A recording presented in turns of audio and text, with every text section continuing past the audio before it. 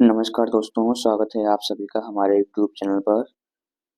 आप सब कैसे हैं? आशा करते हैं आप सब अच्छे होंगे। तो आज हम शुरू करने जा रहे हैं हिंदी। जो हिंदी जैसे एक जो भी कॉम्पिटिटिव एग्ज़ाम की तैयारी कर रहे हैं, जो जिनके सिलेबस में सामान्य हिंदी है, तो उससे संबंधित जो भी क्वेश्चन हैं उनको सॉल्व करना है। आज का हमारा जो टॉपिक होने वाला है, वर्णमाला है पहला। जो ये हिंदी की पूरी सीरीज कंप्लीट करेंगे जो एमसीक्यू के माध्यम से। तो आज का जो पहला क्लास है, तो वीडियोस को शुरू करते हैं, वर्णमाला से स्टार्ट करते हैं और पूरा सारे टॉपिक वाइज एमसीक्यू सॉल्व करना है। तो आज का जो पहला क्लास है, चलिए शुरू करते हैं आज का क्लास।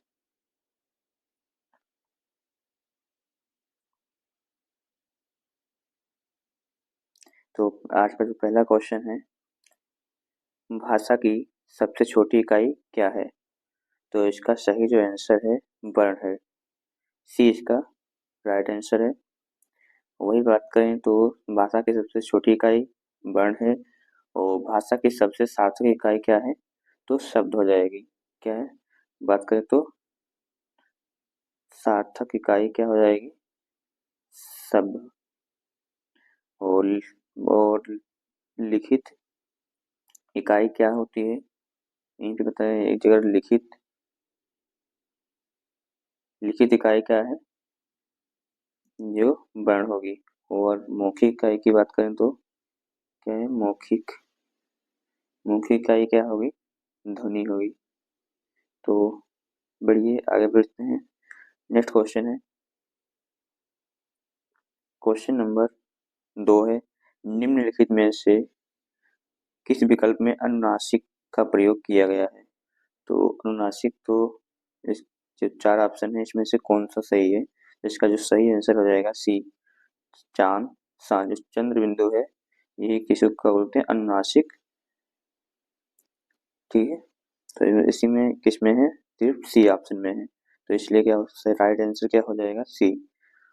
वीडियो आप लोग क्या है, कोशिश करें आप लोग क्वेश्चन को मेरे साथ में ही रीड करते हुए सॉल्व करें। इससे आप लोगों को जल्दी क्वेश्चन को याद होगा। तो क्वेश्चन नंबर 3 है, कंठ से उत्पन्न होने वाले वर्ण हैं। कौन कौन से कंठ से उत्पन्न होते हैं वर्ण? तो जैसा कि तो इसका जो सही आंसर हो जाएगा बी, जो क, ख, ग, घ और ng, ये 5 जो वर्ण हैं ये कहाँ से कंठ से उत्पन्न होते हैं। ठीक, तो और ये क्या है? एक मूर्धन्य, क्या है? मूर्धन्य स्वर है, इनका नाम उत्पन्न होते हैं वर्ण से। और चाचा की बात करें ये तालव्य से है। ठीक, और टाटा ये भी क्या है? मूर्धन्य से। तो हमारा सही जो आंसर है कौन सा हो जाएगा? बी इसका सही, कंठ से उत्पन्न होते हैं वर्ण। तो आप सबसे आप एक ये याद रखिए, क, च और ट और त और प। तो ये क्या है? कंठ से उत्पन्न है, इससे वर्ण हैं जो 25 स्वर हैं। और चा से एक क्या है? तालव्य से जो वर्ण हम लोग क्या करते हैं? बोले जाते हैं। और टा से है मूर्धन्य से, और ता से है दंत से, और पा से है औष्ठ से। तो इस तरीके से आपको याद रखना है। इस तरीके से कचट तप क्या हो गया? कंठ, तालव्य, मूर्धन्य, दंत, ओष्ठ। ठीक, आगे बढ़ते हैं। क्वेश्चन नंबर की बात करें हम, क्वेश्चन नंबर 4, किस व्यंजन के उच्चारण में जीवा तालु से नहीं टकराती है? तो कौन से जो ऐसे वर्ण हैं, जो व्यंजन है जो जिह्वा तालु से नहीं टकराते हैं? जो इसका जो सही आंसर है घ है, और जा है, चा है, सा है। चा है, जा है, सा है, तो क्या है ये? इससे है बाकी सभी क्या है, तालु से, क्या है, तालु से टकराते हैं। तो घा ये कंठ से है, घा जो है कहाँ से, कंठ से। ठीक। नेक्स्ट क्वेश्चन है क्वेश्चन नंबर 5। निम्न में से कौन सा ये समूह सही नहीं है? इसका जो सही आंसर कौन सा हो जाएगा? ए है चा छा या जा, अभी भी मैंने बात किया था, ये किससे है? कंठ से, का खा गा ये कंठ से है। ओष्ठ से पा मा बा ये क्या है, किससे हैं? ओष्ठ से हैं। वर्चस्व के हैं, ना ला रा सा। ठीक। और जो मूर्धन्य से यह है तो इसका पूछा क्या है, नहीं। तो इसलिए अगर यहाँ से चाचा हो का नाम टाठाड़ा होता तो ये क्या हो जाता, मूर्धन्य होता, लेकिन यहाँ पे चाचा ये तालब से है, तो इसलिए गलत होगा ये। तो इसका सही जो आंसर है, ये इसका सही आंसर है। और वीडियो स्लो मतलब स्पीड स्लो लग रही है तो आप लोग इसको क्या है, स्पीड बढ़ाकर देख सकते हैं। वो आप पर निर्भर करेगा कि कैसे हम समझ पा रहे हैं।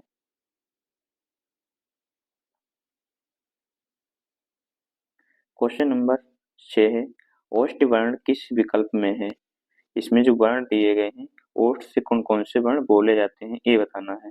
इसका जो सही आंसर होगा ये हो जाएगा, जैसा भी मैंने बताया था। तो ओष्ठ से कौन से जो पा वर्ग वाले होते हैं, क्या पा वर्ग वाले, तो ये क्या है, ओष्ठ से बोले जाते हैं। तो इसमें सही जो आंसर हो जाएगा ये इसका सही आंसर होगा। और का खा ये कंठ से होंगे। ता था दा धा ये किससे हो जाएंगे, दंत से हो जाएंगे। किससे, दंत, दंत वर्ग जो के हैं, ता वर्ग के दंत से बोले जाते हैं। और आ ई री और विसर्ग ये किससे हैं, ये किससे हो जाएंगे, ये भी आप लोगों को याद रखना है। जो आ वर्ण है इससे कंठ से बोला जाता है, ई भी किससे बोला जाता है, जो तालव्य से बोला जाता है, री विसर्ग जो कि कंठ से। नेक्स्ट क्वेश्चन है क्वेश्चन नंबर 7। क्वेश्चन नंबर 7 है, निम्नलिखित में अंतस्थ व्यंजन कौन से हैं? अंतस्थ व्यंजन कौन कौन से हैं? तो इसका सही आंसर हो जाएगा यार अलावा। ठीक। और स्पर्श व्यंजन कौन कौन से हैं? और इसमें अच्छा बताइए, सा सा ये कौन से हैं? तो आप लोग का इस क्या बताएंगे, कौन कौन से हैं?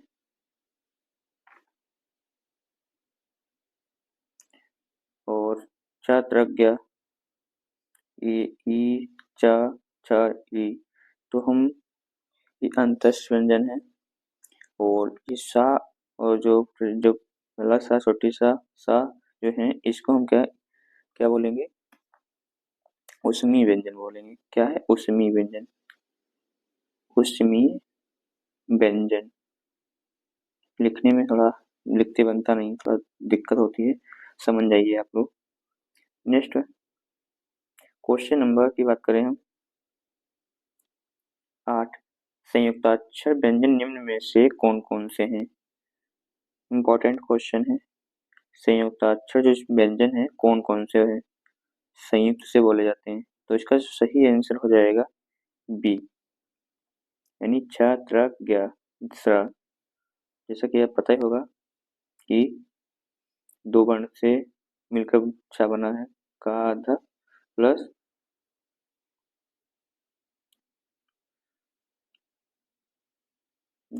से करेंगे तो नेक्स्ट है, और ये वाला है, इनको क्या अभी मैंने बताया था अभी, जो यारा लव अंतस्थ व्यंजन है, अंतस्थ अंतस्थ व्यंजन है। क्वेश्चन नंबर 9 है, ख और घ ध्वनि किस प्रकार की है? इसका सही जो आंसर कौन सा हो जाएगा, ख घ बीच में कौन कौन सी ध्वनि है? इसका सही आंसर क्या है, सी महाप्राण।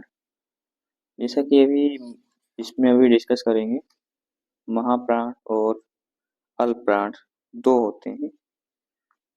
तो अल्पप्राण की बात करें, जो व्यंजन से प्राण वायु से जो आधार पर बोले जाते हैं, तो रुको 1 मिनट। जैसे जो व्यंजन है, ठीक, इनको दो भागों में बांटा गया है। एक होते हैं अल्प, होते हैं महा, तो पूरा लिखेंगे महाप्राण और अल्प प्राण। तो अल्प प्राण में कौन कौन से आएंगे? जैसे वर्ण का पहला, जो वर्ग का पहला अक्षर, का वर्ग, का वर्ग का जैसे पहला और तीसरा और पांचवा, और जितने भी स्वर हैं और अंतस्थ व्यंजन हैं वो अल्प प्राण से, अल्प प्राण में बोले जाते हैं।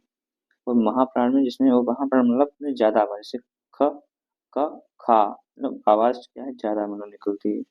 तो दूसरा इसमें क्या हो जाएगा? दूसरा हो जाएगा महाप्राण में, और चौथा हो जाएगा।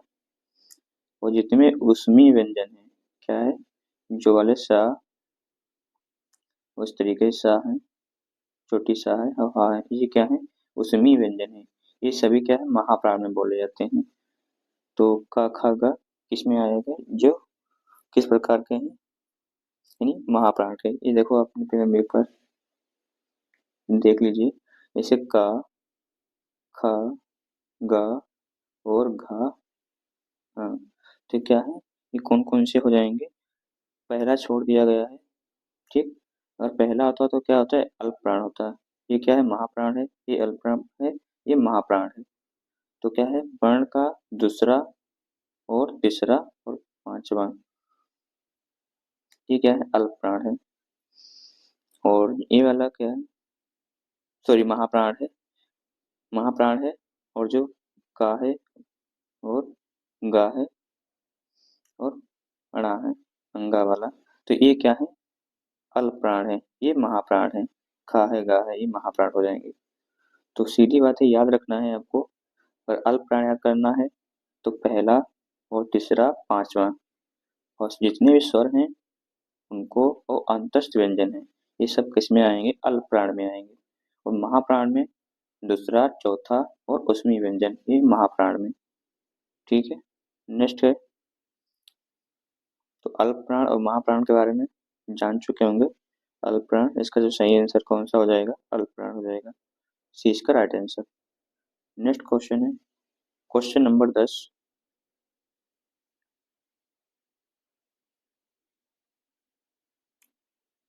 प्रत्येक वर्ग का प्रथम व द्वितीय वर्ण किस प्रकार का है?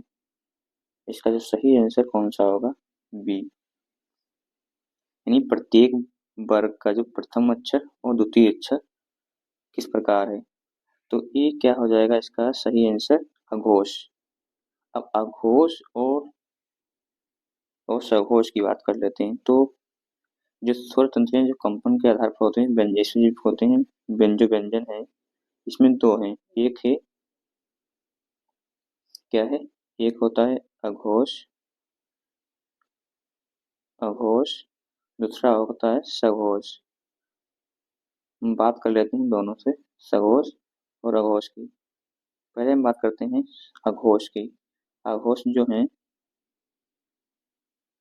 अघोष पहला और दूसरा जो वर्ण है, ये क्या है, अघोष, और प्लस इस पर जो का है, और उसमें व्यंजन, क्या है, उसमें व्यंजन, जैसे स हो गया, पेट सा, छोटी सा, और एक होता है फा।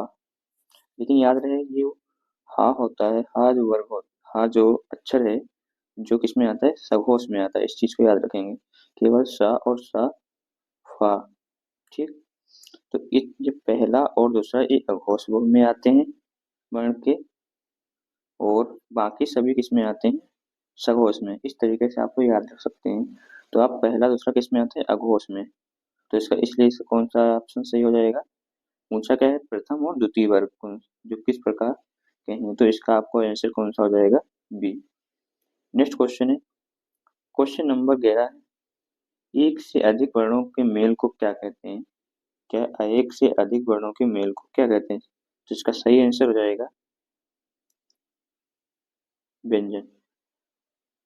क्वेश्चन नंबर 12, हिंदी वर्णमाला में व्यंजनों की संख्या कितनी है? क्या है, व्यंजनों की संख्या पूछा है, तो इसका सही जो आंसर हो जाएगा 33। जैसे कि 5 तो आप तो जान रहे हैं क्या है, स्पर्श व्यंजन, 25 स्पर्श व्यंजन है।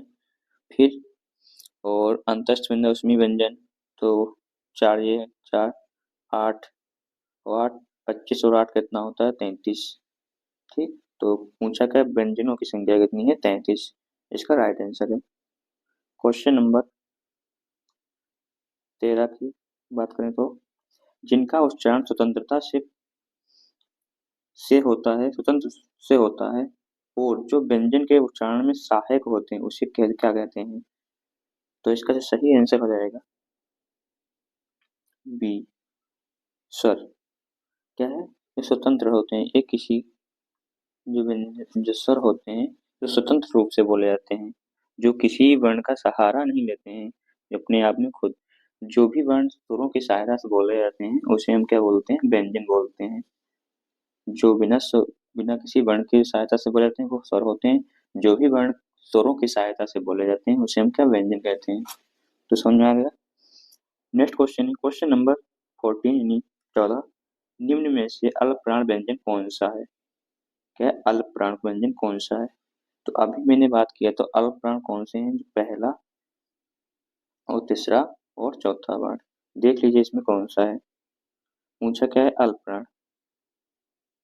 खा तो होगा नहीं तो महाप्राण हो जाएगा, क्योंकि का और खा, गा, घा, अंगा, तो ये क्या हो जाएगा आपका, अल्प प्राण हो जाएगा। ये महाप्राण हो जाएगा। ये क्या, ऊंचा का है अल्प प्राण, का गा भी क्या हो जाएगा, अल्प प्राण हो जाएगा। और ये भी अल्प प्राण हो जाएगा। तो ऊंचा इसमें आपको क्या मिल रहा है, घा तो क्या है, महाप्राण है, लेकिन ऊंचा क्या है, अल्प प्राण। तो इसका जो सही आंसर क्या हो जाएगा, क्या हो जाएगा, खा यानी गा हो जाएगा। तो इसका सही आंसर क्या हो जाएगा, गा।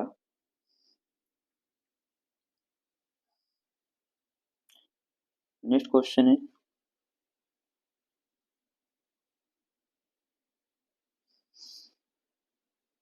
क्वेश्चन नंबर बात करें तो 15, निम्न में घोष वर्ण कौन सा है? पूछा क्या आपकी, घोष वर्ण कौन कौन सा है? तो इसका सही जो आंसर हो जाएगा जा, क्योंकि घोष कौन कौन से होते हैं, तीसरा, चौथा और पांचवा वर्ण होता है। का है, ये पहला है, चा भी, टा भी, ये सब क्या है, वर्ण के पहले अक्षर हैं, तो इसलिए क्या है, अघोष में आएंगे। जिसमें मैंने बताया अघोष में कौन कौन से, पहला और दूसरा और सा और स और फ, इतने क्या है सब अघोष में आते हैं, बाकी सभी सघोष में। तो सही इसका जो आंसर क्या होगा, जा, यानी ये इसका सही आंसर है। नेक्स्ट क्वेश्चन है क्वेश्चन नंबर 16 है, जीवा के आधार पर स्वर कितने प्रकार के होते हैं? जीवा के आधार पर स्वर कितने प्रकार के होते हैं, इसका जो सही आंसर कौन सा हो जाएगा? तो इसका जो आंसर है 3। जीवा के आधार पर कौन कितने स्वर होते हैं, इसके जो सही आंसर जो हो जाएगा 3, यानी जीभ से बोले जाते हैं। तो ये भी डिस्कस कर लिया जाए। जीभ के आधार पर 3 होते हैं, कौन कौन से होते हैं? एक होता है अग्रस्वर, याद आ रहा होगा। एक होता है मध्य स्वर, एक होता है पक्ष स्वर। तो अग्रस्वर कौन कौन से होते हैं और मध्य स्वर कौन कौन से होते हैं, पक्ष स्वर कौन कौन से होते हैं, जीवा के आधार पर कौन कौन से होते हैं? तो अग्रस्वर कौन होते हैं, जो छोटी ई होती है और बड़ी ई होती है, ए होता है और आया होता है। वो मध्य में कौन सा होता है, सिर्फ आ होता है।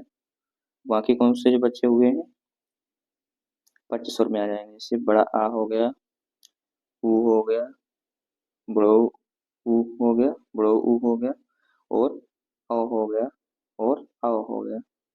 तो ये क्या है, पच्चीस स्वर में। मध्य स्वर में सिर्फ आ होता है, अग्र स्वर में ये हो जाएंगे। नेक्स्ट क्वेश्चन है क्वेश्चन नंबर 17 हिंदी शब्दकोश में छ का क्रम इनमें से किस वर्ण से बाद में आता है? तो इसका सही जो आंसर हो जाएगा सी।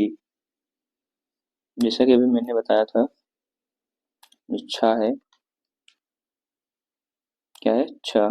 तो किस वर्ण से मिलकर बना है? तो मैंने भी बताया था, का और प्लस च। तो पहला क्या है? ऊंचा का छ का क्रम में बाद में कौन सा आएगा? तो इसका सही आंसर हो जाएगा सी। और जैसे एक श्रा है, इसकी बात करें तो जैसे कि कैसे बना है? सा धन रा। ठीक। और बात करें त्रा की, इसका कैसे बना है? ता, हलंत लगाना है, यानी आधा हो जाएगा। हाँ, ता और रा, धन रा। और ज्ञा करें, ज्ञानी अला होता है, ज्ञा कैसे बनता है? तो सॉरी, ज धन या, क्या हो जाएगा? ज्ञा। ठीक। ये क्या है? संयुक्त व्यंजन हो जाएंगे, संयुक्त व्यंजन। ठीक। 4 होते हैं संयुक्त व्यंजन, उनको याद रखेंगे। नेक्स्ट क्वेश्चन है, क्वेश्चन नंबर 18, हिंदी में ध्वनियाँ कितने प्रकार की होती हैं? तो इसका जो सही आंसर हो जाएगा, 2 होती हैं। हिंदी में ध्वनियाँ कितने प्रकार की होती हैं? 2 प्रकार की होती हैं। ठीक। नेक्स्ट क्वेश्चन, क्वेश्चन नंबर 19, निम्न में दीर्घ स्वर कौन कौन से हैं? तो इसका दीर्घ स्वर कौन कौन से हैं? तो इसका आपको बताना है, दीर्घ स्वर कौन कौन से हैं। तो स्वर भी, जैसे कि आप जानते हैं, स्वर कितने प्रकार के होते हैं, यानी दीर्घ स्वर बताना है। दीर्घ स्वर मतलब तो दोगुना समय लगे। जैसे एक हो गया, देखो यहीं पे डिस्कस कर लेते हैं दीर्घ स्वरों की। जैसे बड़ा आ हो गया, बड़ी ई हो गई, बड़ा ऊ हो गया, ए हो गया, और आई हो गया, और ओ हो गया, और आ हो गया। तो ये क्या है? ये दीर्घ स्वर। तो इसमें आप देख सकते हैं कौन सा ऐसा है जो दीर्घ स्वर में आते हैं। ठीक। दीर्घ स्वर में इसका सही आंसर हो जाएगा बी।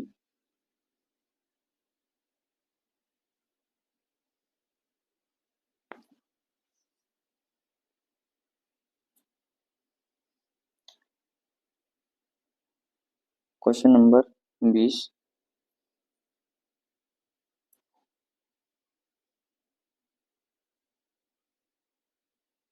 निम्नलिखित में से कौन सा मूल दीर्घ स्वर नहीं है? तो इसमें क्या है? दीर्घ स्वर नहीं बताना है आपको, कौन सा है दीर्घ स्वर नहीं है। तो इसका जो सही आंसर हो जाएगा ओ। वो ये दीर्घ स्वर नहीं है। नेक्स्ट क्वेश्चन है, क्वेश्चन नंबर 21, मात्रा के आधार पर स्वर कितने प्रकार के होते हैं?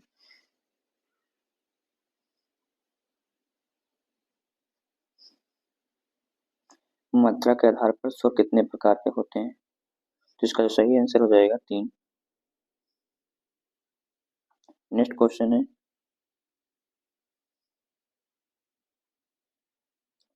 क्वेश्चन नंबर 22, निम्न में ओष्ठ वर्ण कौन सा है? तो इसका सही आंसर कौन सा हो जाएगा? ओष्ठ वर्ण कौन सा है? तो आ किस में आता है? बड़ा आ किस में आता है? ई किस में आता है? ऊ किस में आता है? तो सीधी सी बात है, ओष्ठ में कौन कौन से आएंगे? ओष्ठ वर्ण में तो ऊ है जो है ओष्ठ में आएगा, और आ और बड़ा आ एक किस में आ जाएगा? कंठ में आ जाएगा, कंठ में। और जो छोटी ई है जो तालव्य में आ जाएगा,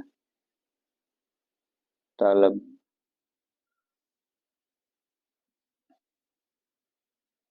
यानी तालु इसको बोल सकते हैं। नेक्स्ट है क्वेश्चन नंबर 23, इसका जो सही आंसर क्या हो गया? बी हो, डी हो गया। नेक्स्ट क्वेश्चन 23, ई, ई, च, छ, ज, झ या आदि का उच्चारण किस में होता है? इसका जो सही आंसर कौन सा हो जाएगा? तो कंठ से है कि मूर्धन्य से, तालव्य से, ओष्ठ से? तो जैसा कि अभी मैंने बताया था अभी, का वर्ग कौन किस में आता है? कंठ से। और चा वर्ग किस में आता है? तालव्य से। तो सबसे पहले किस में है? अच्छा देखेंगे। और किस में क्या है? मूर्धन्य में टा ठा डा आता है। और दंत से ता वर्ग शब्द होते हैं। और ओष्ठ से पा फा बा म, ये क्या होते हैं? ओट्स, ओष्ठ से बोले जाते हैं। तो इसका सही आंसर होगा, आप लोगों को समझ पा रहे होंगे, तो इसका सी इसका आंसर हो जाएगा। चार चार चार वर्ग के हैं, तो ये कैसे में आते हैं? तालव्य से आते हैं, ये तालु से बोले जाते हैं। नेक्स्ट क्वेश्चन है क्वेश्चन नंबर 24 हिंदी।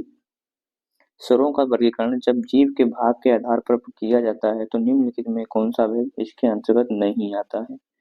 क्या है? नहीं आता है, ये आपको बताता है। इसका जो सही आंसर कौन सा हो जाएगा?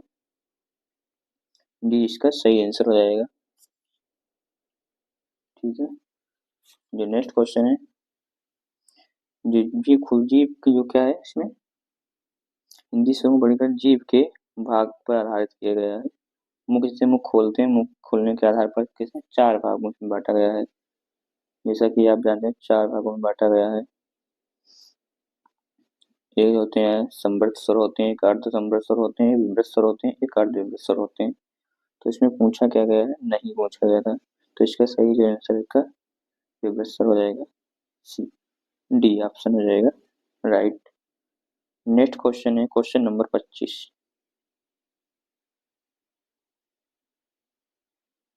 निम्नलिखित में से कौन सा संयुक्त स्वर नहीं है? क्या संयुक्त स्वर नहीं है? तो इसका सही आंसर कौन सा हो जाएगा? सी इसका संयुक्त स्वर नहीं है। और बाकी क्या है? सब संयुक्त स्वर हैं एक दूसरे से। जैसे अगर एक की बात करें, जो जो ए है किससे मिलकर बना है? तो आ धन ई से मिलकर बना है। और ए किससे बना है? तो आ धन ए से मिलकर बना है। और आ की बात करें तो या एक ओ की बात करें तो किससे मिलकर बना है? आ धन उ।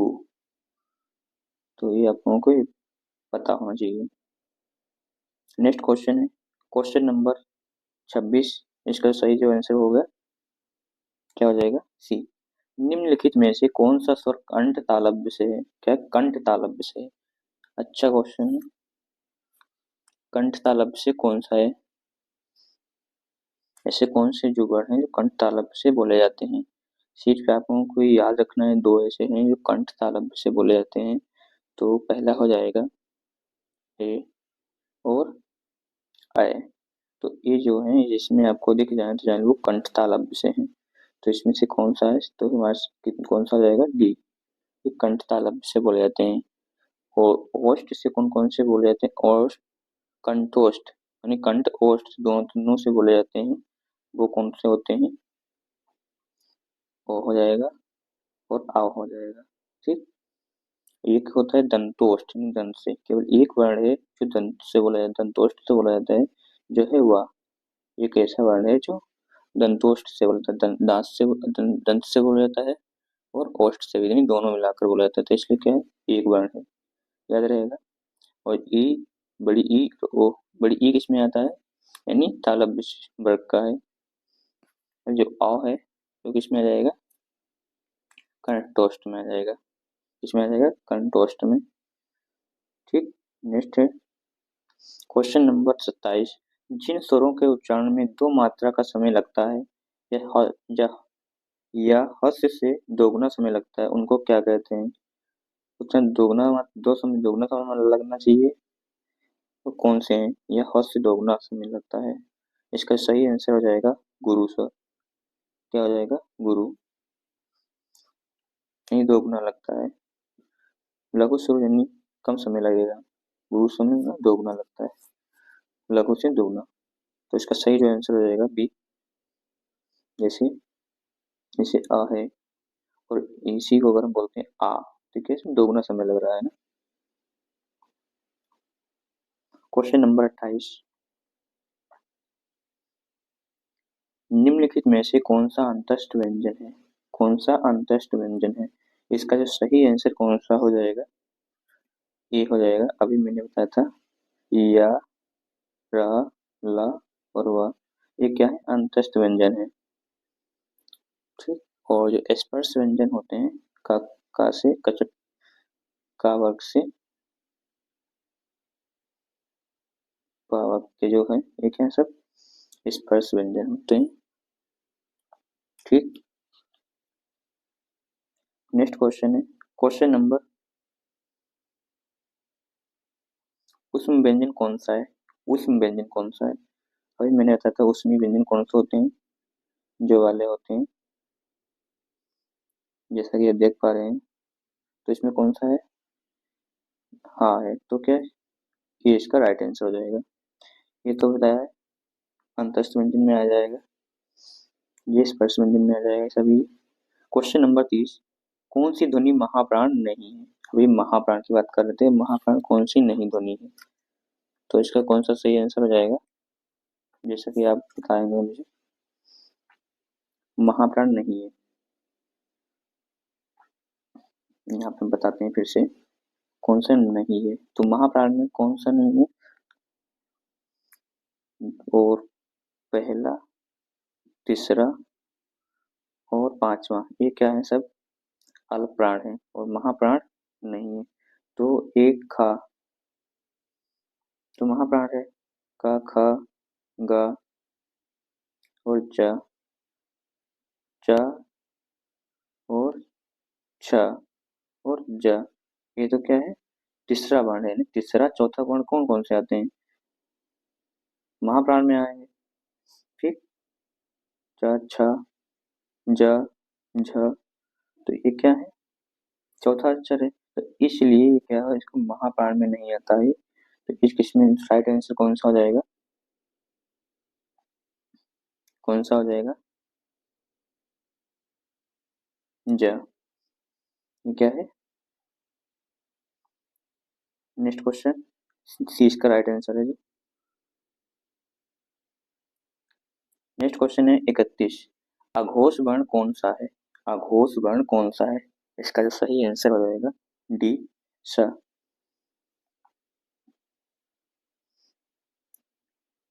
अघोष वर्ण में आपको एक बताया था ना, पहला और दूसरा और सा, स, छोटी सा और फा, ये कितने सब, ये सब भी किस में आते हैं? अघोष में। बाकी जितने भी हैं सभी क्या है? घोष है, नहीं सघोष है। नेक्स्ट क्वेश्चन है, क्वेश्चन नंबर 33, वा का उच्चारण स्थान क्या है? अभी मैंने बताया था, एक ऐसा जो है जो दंतोष्ठ से वाह बताया था, दंतोष्ठ से बोला जाता है। तो कौन सा इसका राइट आंसर हो जाएगा? सी। ठीक। वो कंठोष्ठ भी बताए थे, ओष्ठ कौन कौन से बोले जाते हैं, दंत कौन कौन से बोले जाते हैं। अगर अगर नहीं याद है, मैं फिर से बता देते हैं। ठीक है। और कंठोष्ठ से कौन कौन से बोले जाते हैं? जो, ओ और आओ होते हैं। एक है कंठोष्ठ से बोले जाते हैं। ओष्ठ की बात करें तो पा, फ, बा, भा और मा, ये क्या है? ओष्ठ से बोले जाते हैं। दंत से कौन कौन से बोले जाते हैं? जैसा कि ता वर्ग के जितने भी लेट अक्षर हैं, इसे लिख देते हैं, दिखेगा ये, ता, था, द, धा और ना, ये क्या है? सब किसमें बोले जाते हैं? दंत से। तो पूछा क्या है? वाक का पूछा गया, तो इसका सही मेरा आंसर हो जाएगा सी। नेक्स्ट क्वेश्चन है, क्वेश्चन नंबर 34, निम्नलिखित में से पार्श्विक ध्वनि कौन सी है? यानी पार्श्विक ध्वनि कौन सी है? तो इसका सही आंसर हो जाएगा बी। नेक्स्ट क्वेश्चन है, क्वेश्चन नंबर 35, ऐसी कौन सी दो मात्राएं हैं जिनका प्रयोग तो किया जाता है किंतु उनका समावेश स्वर में नहीं किया जाता है? इसका सही जो आंसर हो जाएगा, इसका सही आंसर क्या हो जाएगा? बी इसका राइट आंसर है। क्या हो जाएगा, 20 का राइट आंसर है। जो इनको हम और किस नाम से जाने जाते हैं, ये अनुसार, इसको जो होता है, जो अंग वाला होता है इसको अनुसार बोलते हैं, और जो विसर्ग वाला होता है, विसर्ग लगा होता है, अनुसार ये होता है और विसर्ग ये लगा होता है, तो इसके दोनों को मिलाकर हम क्या बोलते हैं, ये अनुसार हो गया, ये विसर्ग हो गया, दोनों को मिलाकर क्या बोलते हैं, अयोग वाह। क्या बोलते हैं, अयोग वाह। ठीक, तो इसका सही आंसर कौन सा हो जाएगा, 20 का सही आंसर है। नेक्स्ट क्वेश्चन है क्वेश्चन नंबर 36। लिपि चिन्हों के क्रमबद्ध समूह को क्या कहते हैं, इसका सही जो आंसर हो जाएगा, वर्णमाला। डी इसका राइट आंसर है। Next question, question number 37। भाषा विज्ञान की दृष्टि से ऊ किस प्रकार का स्वर है, इसका जो सही आंसर क्या होगा, तो हो जाएगा समृद्ध स्वर। डी इसका राइट आंसर है, पच स्वर, ऊ ऊंचा है। ठीक, स्वर किसमें हो जाएगा, पच स्वर, अग्र स्वर। तो फिर मैंने बताया था कौन सा हो जाएगा, ये किसमें मुख खुलने के आधार पर होते हैं, और जीभ के आधार पर कौन कौन से कितने होते हैं, 3 होते हैं, जो अग्रसर होते हैं, मध्यस्वर होते हैं, पचस्वर होते हैं। तो वैसे मैंने बताया था ई और ए और आय, ये क्या है, अग्रसर होते हैं, और मध्यस्वर में कौन कौन से होते हैं, सिर्फ आ होता है, और इतने ही बाकी जो बचे हुए हैं किसमें आते हैं, पचस्वर में बोले जाते हैं। नेक्स्ट क्वेश्चन, क्वेश्चन नंबर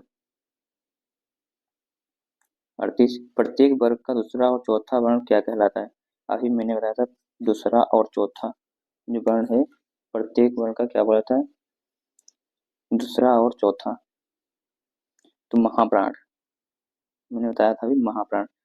दूसरा और चौथा कौन कौन सा, दूसरा और चौथा कौन कौन सा है, महाप्राण बोले जाते हैं। अब बात करें वही पहला और तीसरा, पांचवा जो है अल्पप्राण बोले जाते हैं। ठीक, तो इसका सही आंसर हो जाएगा ए। Question number 39। उच्चारण की दृष्टि से संबल ध्वनि कौन सा वर्गीकरण है, इसका जो सही आंसर हो जाएगा क्वेश्चन नंबर 39 का संप्रक्त ध्वनि, ये इसका सही आंसर है। Question number 40। किस स्वर के उच्चारण में दीर्घ स्वर से भी अधिक समय लगता है, तो कौन कौन से हैं, इसका सही आंसर हो जाएगा डी। जैसे बोलना है ओम बोलना, तो ओम करते रहो तो क्या है, बहुत समय लगता है। राम तो बोलना से क्या, कुछ शब्द हैं ये लुप्त स्वर में आते हैं। ठीक, इसमें दीर्घ स्वर से भी अधिक समय लगता है, लुप्त स्वर कहलाते हैं। नेक्स्ट क्वेश्चन है क्वेश्चन नंबर 41। वर्णमाला में स्पर्श व्यंजनों की संख्या कितनी है, मैंने बताया था स्पर्श व्यंजनों की संख्या कितनी है, 25 है, तो इसका सही आंसर क्या हो जाएगा, 25। और व्यंजनों की संख्या मुझे 33 थी, बताया था अभी। नेक्स्ट क्वेश्चन है, और टोटल तो पता ही होगा टोटल कितने हैं।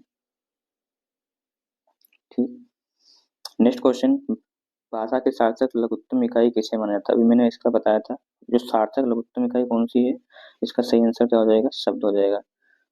ठीक, भाषा की सबसे लघुत्तम इकाई क्या है, सार्थक इकाई क्या है, सबसे छोटी, ये शब्द है, और सबसे छोटी इकाई पूछी जाए तो क्या हो जाएगी, यानी वर्ण हो जाएगी, ध्वनि हो जाएगी। ठीक, तो मौखिक पूछे, मौखिक इकाई क्या होती है, ध्वनि होती है, और लिखित इकाई में क्या, वर्ण कहलाते हैं। ठीक, क्वेश्चन नंबर 43। स्वर ए आय का उच्चारण स्थान क्या है, मैंने अभी डिस्कस किया था, इसका जो है है होगा, तो भी कंठ तालव्य विशेष का सी इसका राइट आंसर हो जाएगा। दंतोष्ठ मैंने भी बताया था, वह सिर्फ है। ठीक, क्वेश्चन नंबर 44। जिन ध्वनियों की गणना न स्वर में की जाती है और ना ही व्यंजन में, उसे क्या कहलाते हैं, इसका सही आंसर है डी अयोगवा, जो मैंने भी बताया था अंग, जो जो है इसको अनुसार बोलते हैं, अनुसार, और एक होता है विसर्ग, इनको क्या बोलते हैं, दोनों को अयोगवा बोलते हैं, ना तो ये स्वर में ना ही व्यंजन में गणना किए जाते हैं, इसलिए अयोगवा है। नेक्स्ट क्वेश्चन है क्वेश्चन नंबर 45। किस व्यंजन का उच्चारण, किस व्यंजन का उच्चारण स्थान तालव्य है, इसका सही जो आंसर हो जाएगा 45 का बी। क्वेश्चन नंबर 46, इनमें से कौन सी देवनागरी लिपि की वर्ण ध्वनि है? इसका जो सही आंसर हो जाएगा ये ग्रीवा ध्वनि।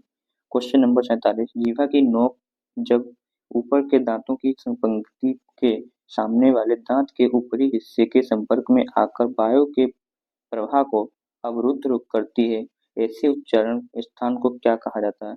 इसका सही आंसर क्या हो जाएगा? D, Brutus. नेक्स्ट क्वेश्चन है क्वेश्चन नंबर, स्वर तंत्रियों के आधार पर व्यंजनों को कितने वर्गों में बांटा गया है? इसका सही आंसर क्या हो जाएगा? बी, 2 स्वर तंत्रियों के आधार पर। नेक्स्ट क्वेश्चन, हिंदी शब्दकोश में का वर्ग यानी का के बाद कौन सा व्यंजन दिखाई देता है? हिंदी शब्दकोश में का के बाद कौन सा दिखाई देता है? तो इसका सही आंसर हो जाएगा, इसका जो सही आंसर रहेगा अच्छा डी, इसका राइट आंसर है। क्वेश्चन नंबर 50, प्रत्येक शब्द की वर्तनी के सभी वर्णों को उसी क्रम में अलग अलग दिखाना क्या कहलाता है? इसका आंसर क्या हो जाएगा? क्वेश्चन नंबर 50 का जो क्या हो जाएगा? बीच का वर्ण विच्छेद। क्वेश्चन नंबर 51, निम्न में दीर्घ स्वर कौन सा है? इसका सही आंसर हो जाएगा ए, नी, आ है। Question number